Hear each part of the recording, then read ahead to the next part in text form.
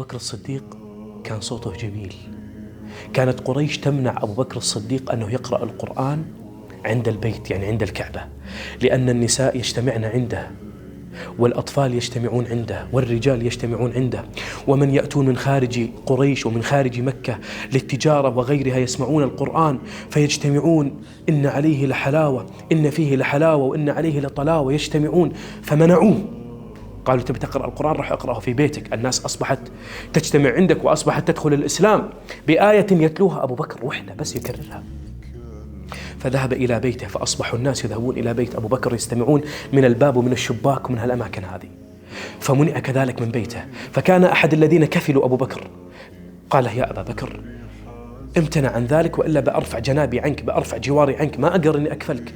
قال ارفع جوارك فأنا أريد جوار الله. وأخذ يرتل الآيات والناس تدخل الإسلام لأنهم يسمعون الآية الواحدة من أبو بكر رضي الله عنه.